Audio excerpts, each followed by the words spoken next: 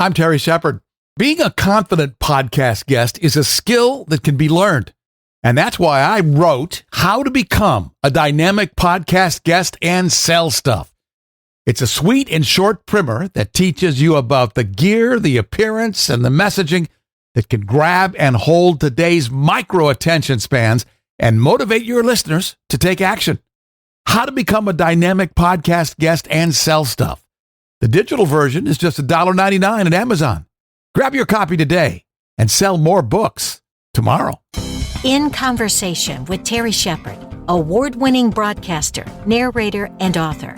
A deep dive into the writer's craft with the artists and support systems who create the stories we love.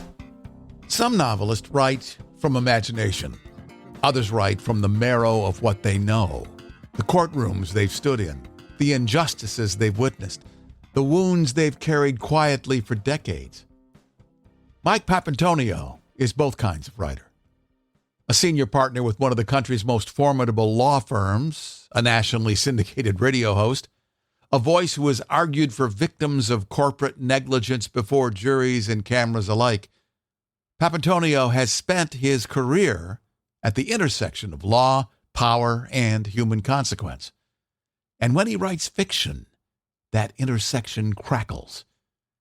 His newest legal thriller, A Death in Arcadia, opens with a murder. A 15-year-old boy named Trayvon Clapper killed inside a Florida juvenile facility called Camp B.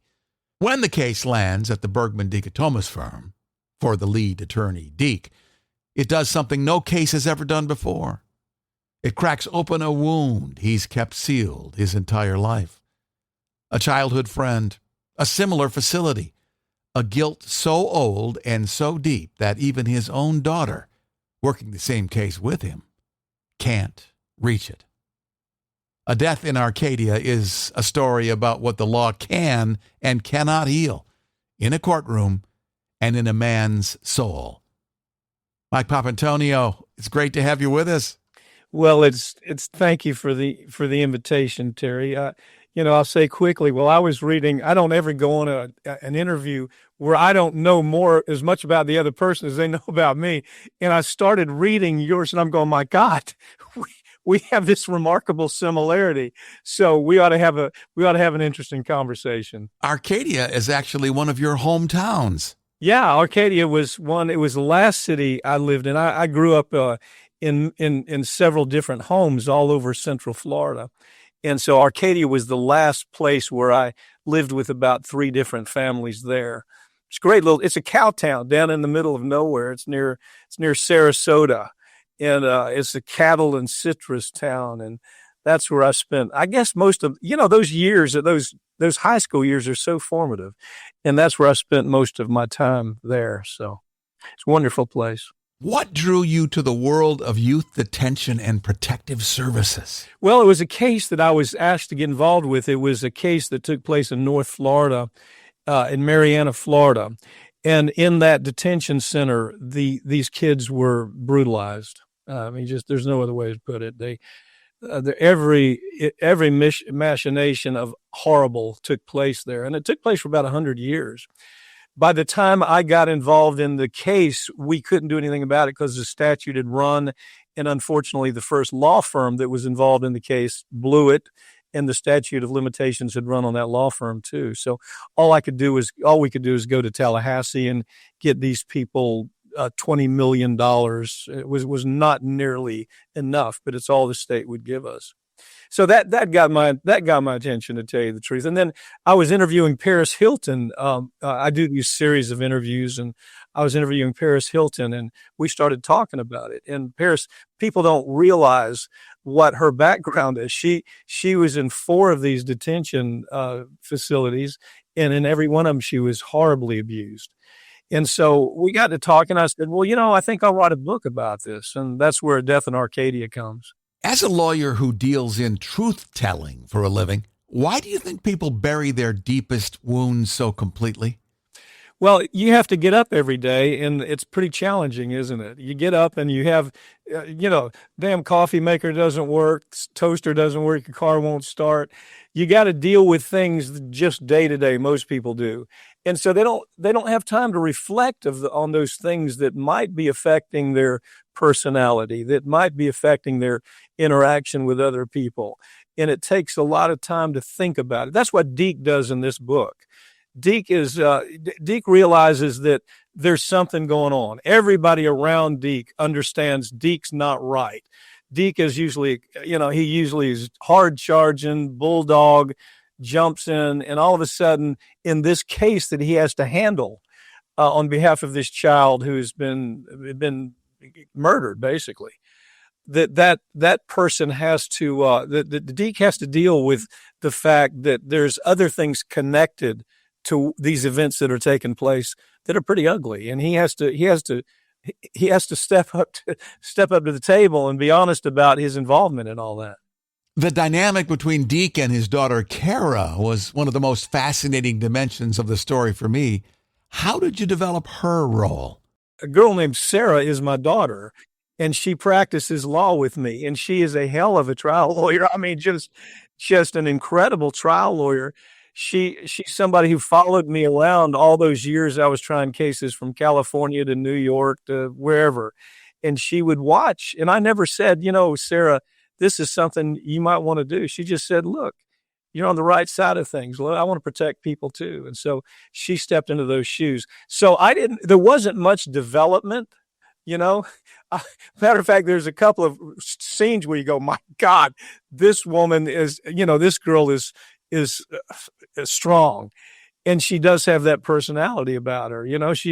The scene where she had to defend herself and she had to defend the woman she was with, and that's the kind of capability that Kara has. Mike Papantonio is our special guest. We're talking about his newest, A Death in Arcadia. His website is MikePapantonioAuthor.com. Over the course of your professional life, you have interviewed every kind of person. What do you think they share in common? Well, I think that the biggest surprise is everybody wants to tell their story, and they don't want to. When you really drill down, I remember an interview, the last one I did with both Keith Urban and Miranda Lambert. It wasn't that they didn't want to talk about the glitz. They didn't want to talk about this is my life as a Hollywood or Nashville celeb. They feel like if they're in front of 2,000, 3,000 people, they want to talk about something that means something to them. And I don't know where, I guess I would go as far as saying if you interview right, that's what you end up getting. And even Al Pacino, I remember Al Pacino talking about things to me that I don't think he's ever talked about. And it's just a matter of people want to tell their life story in little bits and pieces without bragging about themselves, without saying, I overcame this or overcame that. They simply want to tell their story, What means the most to you? What means most to me, I guess, day to day is for there to be a legacy. And that legacy maybe is that I chose to do the right thing with my life. And that sounds Pollyannic as hell, but it's true. I think that's the most important legacy you can leave to, I came out of law school with a lot of job offers, and I could have ended up on what I call the dark side of corporate defense, where the end of my day, the biggest victory I had was preventing 1,000 people from recovering when they'd been horribly injured by a corrupt corporation. That didn't sound like a legacy I wanted. So I ended up on the completely other side. That's where these books come from. That's where A Death in Arcadia comes from. Just all of them, Law and Disorder, a whole series of books that come from that life experience. Yeah. Looking back to your childhood, what did you want to be when you grew up? I was moved by To Kill a Mockingbird. As a matter of fact, the very first book I ever wrote was In Search of Atticus Finch. But I don't know that alone was it. I just hate bullies, Terry. I hate bullies. I can't tolerate a bully. And I've always been like that. I've always been, I remember I interviewed Matthew McConaughey one time, and he told a story that was so similar to my story. It was that I remember in school always siding up with that person who was victimized. Always, whether I got punched in the face or whatever, I was going to take the last swing on behalf of that person. And I think that I don't think that's a learned. I don't think that's a learned process. I think you come out with that or not, and it's not all positive. It's just not all positive because you're always trying to kick over rotted logs, and the people on the other side of those rotted logs sometimes are very powerful and they're very influential, and they'll do whatever the hell they have to do to push back on it. But if you're a true believer in the idea that you hate bullies, and you never change that, your course is set. And it is in these books. When you read these books, I'm horribly unkind to Wall Street and corporate America and the pharmaceutical industry and the chemical industry. I call it what they are. There's, most of the time, Terry, I'm on the other side of a table of a psychopath. They don't look like a psychopath. They're in an Armani suit. They have a Rolex watch. They got their MBA from Harvard or Yale. But if you look at them and you say, let me really understand this person, you're talking to a damn psychopath. And so that's the way I look at what I do, both as a lawyer and in writing books. I like the good guys to win, Terry. That's what draws me to your writing. The good guys are going to win. It's just a question of how. Some authors would say, damn, Pap, you're too predictable. But, how do you say, how do you say, no, I'm going to have the dark side win? You don't want that. You want people to finish your book, Terry. And that's the same thing you do, by the way. The stuff you do is the same way. I love this quote. And it's a quote you made. It's the most important daily metric for me is that I've helped someone. I mean, that's intrinsic in your writing, man. And that's intrinsic in my writing. I want when I come out the other side, for people to be lifted up and finally say, damn it, the good guys actually won here, because day to day, that might not happen. Mike Papantonio is our special guest. His latest book is Death in Arcadia. Part of your history is broadcasting. You and many other names that are now very famous were on the Air America radio network. Why did you choose to do that at a time when conservative voices like Rush Limbaugh seemed to be at the top of the pile? You know why? Because we went to the Democrats. Whether you're Democrat or Republican, I'm neither, so let me be very clear about that.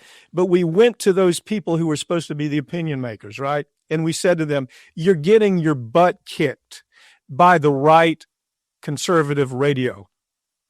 So Al Franken, Rachel Maddow, myself, Bobby Kennedy, Chuck D, James Earl, Sam Cedar, Janine Garofalo, just this incredible array of eclectic talkers all got together and said, we wanted to try to build a network that would change, at least balance out what we were hearing from the right.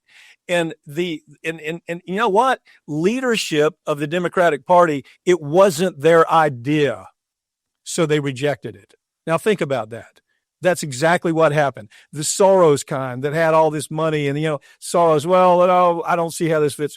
All of these people that were in charge of the progressive movement at the time didn't have enough damn sense to understand that what we were talking about was right on par. So we got no support. It lasted 3 years or so, and a best-selling book came out of it called, anyway, it was something that I felt like I had to do. Bobby Kennedy and I had a show together. It was called Ring of Fire, and it was a pretty impressive show.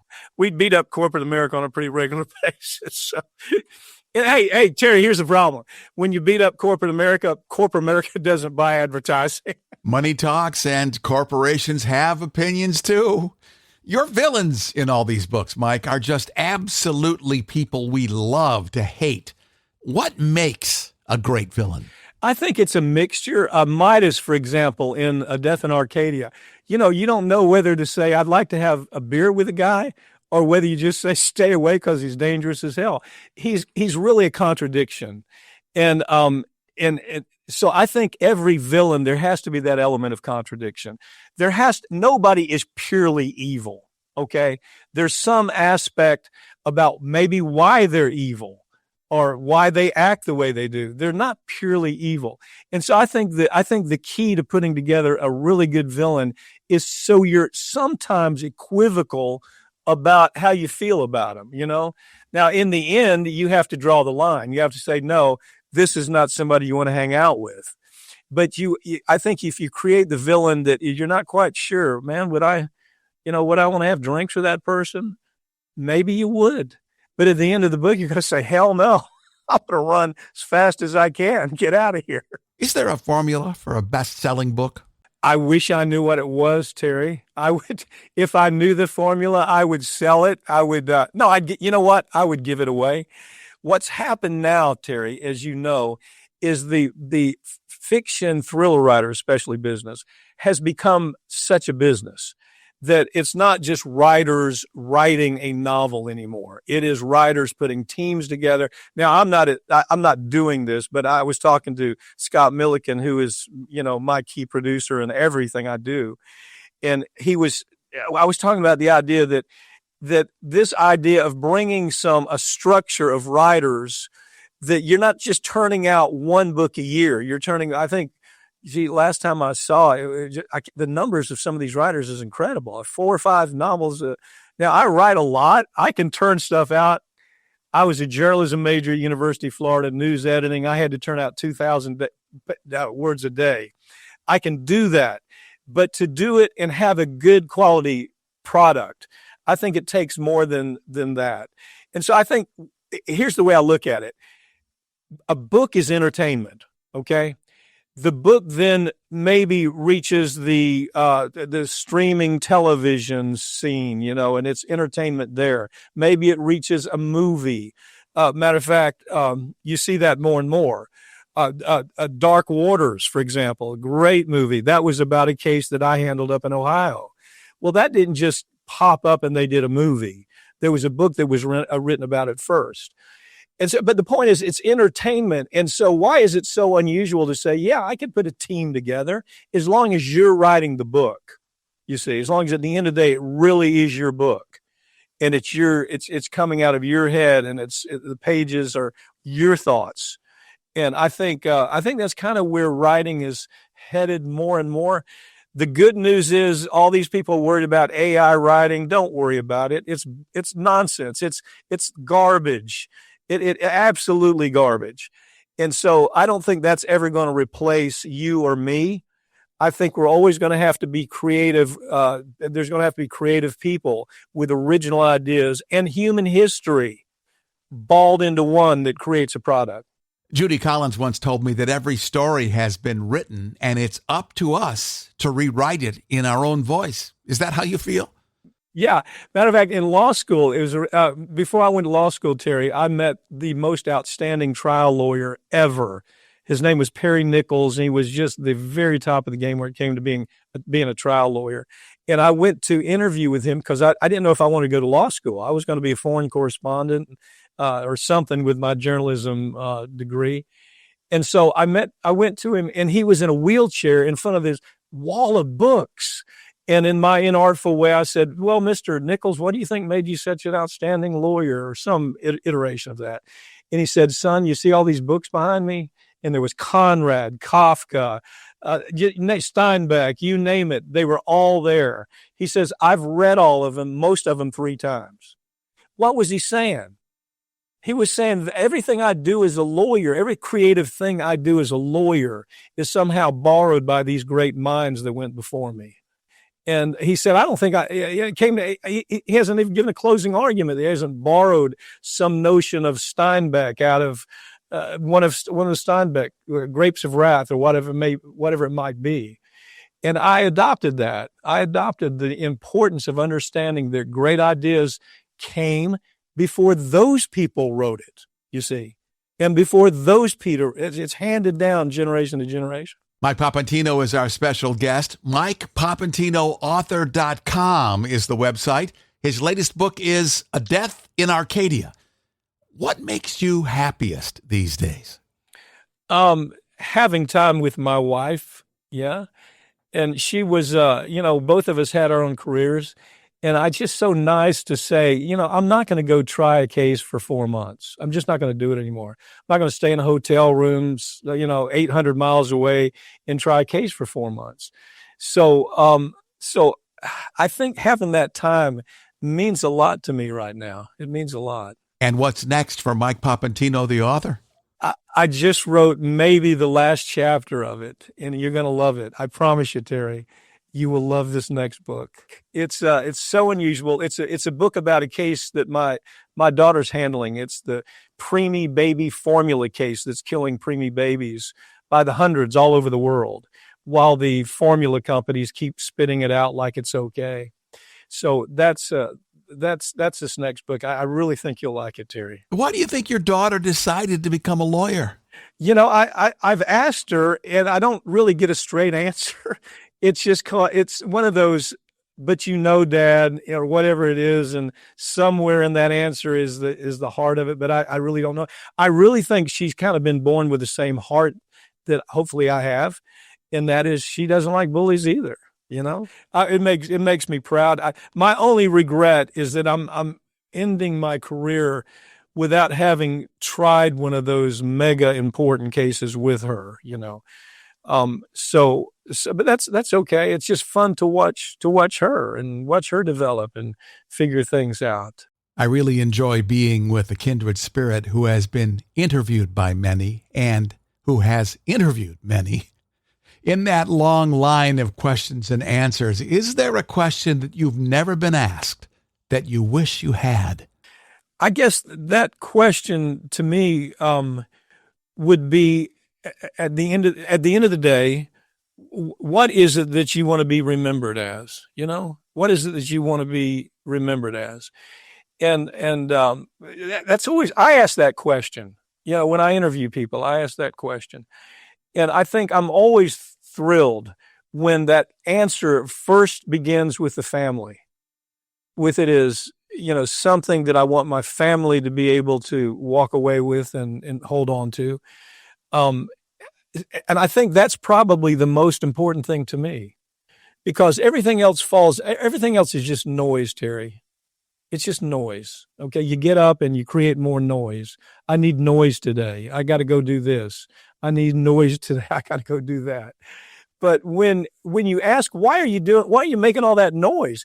Unless you're a narcissistic idiot to where you're making all that noise because you want to be seen and you want to become important and all this celebrity matters to you. If you're making noise like that, you're never going to be happy. But if you're ignoring that noise and you're paying attention to your family, I think that's critically important. In a world where technology has made it easy for people to become published authors, what advice would you give to somebody who feels they have a story to tell? Start writing. Right now, I have two friends that have watched me over the years and just always been, Mike, I want to do this. I want to do this. And I say to them, Terry, great, write a paragraph, write a page, write a chapter. And then, if you don't like that chapter, rewrite it and get through 5 chapters and come talk to me as you're doing this. Let's talk about it as you're doing this. And it gives me such great sense of reward when they start understanding dialogue. They start understanding the concept of show me, don't tell me. They start understanding the idea of transition and extra and that type of thing. When they do that, you know that you've been a success and maybe helping them do that. And I have a friend that now I'm trying to get published. With a bigger publisher. He's a very good writer. And I'm fighting all the publishing wars, that you've been through and I've been through. And so what you're saying is there should be no obstacles to that anymore. Write it, get it self-published, get it Amazon published, whatever. But write. Wise advice from our special guest, Mike Papantonio, the author of A Death in Arcadia. Available wherever cool books are sold, and you can find him online at MikePapantonio.com. That's spelled Papantonio, MikePapantonioauthor.com. Mike, this has been great. Thanks for the conversation. Terry, now stand by, brother, because I'm going to interview you. So I have a show where I do that, and as I was reading, I said to the producer, "What the hell? Why aren't we interviewing him instead of him interviewing me?" So anyway, hey, thanks for the opportunity, Terry. I really do appreciate it. Okay. In Conversation with Terry Shepard is a copyrighted presentation. All rights reserved. I'm Lisa Davis. Join Terry Shepard next time in Conversation.